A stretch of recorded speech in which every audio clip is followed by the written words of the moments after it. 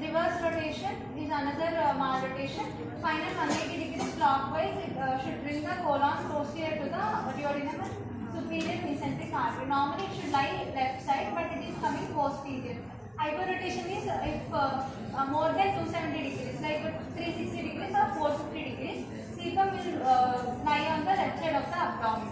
Not in the right area fossa, it will go into the left side of the abdomen. And encapsulated small bowel after midgut will return into the synovial cavity. The final defect in the fixation causes the mobile cecum and ascending colon leading to the cecal volvulus. Associated anomalies will be congenital diaphragmatic hernia of the Vogt-Elect, prune belly syndrome, duodenal atresia, and esophageal atresia. Coming to the presentation, how the patient will present. Acute or recurrent or subacute intestinal obstruction will be there. Midgut volvulus is strangulation, perforation, peritonitis. If there is any perforation, then more chance of septicemia and shock. There will be passage of the dark red per rectum through edema and erythema of the anterior abdominal wall bladder. In children, failure to thrive, recurrent abdominal pain, cyclical vomitings, constipation and diarrhea. Investigations shows X-ray will show air fluid level and barium meal flow through is the investigation of choice. Ultrasound abdomen, CT, abdomen, hematocrit and serum electrolyte should also be done. What is the treatment? So here you see this is the incomplete rotation. So what they did means they released the band. So this is the released band and they straightened the duodenum and they fixed it to here. And they again did appendicectomy also along with this operation.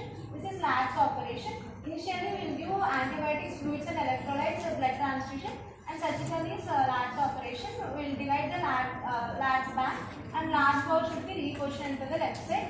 Duodenum cauterization, ligament of Treves will be present in the second part of the duodenum, that should be divided, and duodenum should be made straight and towards the right area fossa, which prevents the further volvulus, and appendicectomy should also be done along with this operation. Coming to the meconium, this is most commonly seen in the we study it in pediatrics, we study it in obs and gynae, we are studying here also. What is the main cause, main problem here is the baby may suffer with the meconium aspiration syndrome, respiratory distress, and sometimes it may lead to sepsis and high chance of mortality will be there. So here we are studying. Commonly it is associated with the cystic disease of like cystic fibrosis.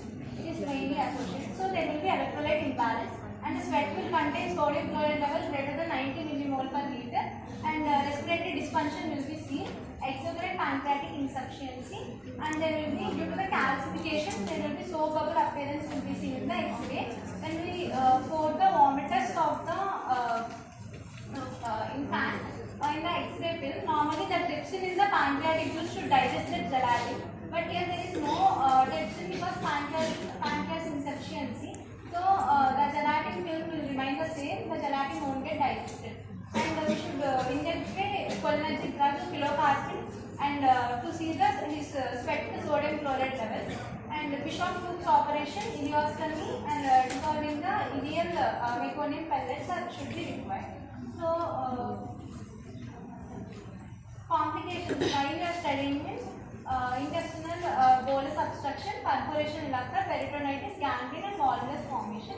Treatment is dissolution through enema, gastrography which contains spleen 80 as a dissolving agent, and N-acetylcysteine 10% should be used 6 hourly. So we should treat the cause. First, cystic fibrosis is the leading cause of meconium, so we should treat the cause. Anyway, we should treat it. And operating is enterotomy using irrigation with the normal saline. N-acetylcysteine 4% should be used. So, and all the meconium pellets will get evacuated. After evacuation of everything, all the meconium should suture the enterotomy thing. And T-tube should be placed in the small bowels. And we should do N-acetylcysteine wash repeatedly in case of suspicion of any leftover meconium.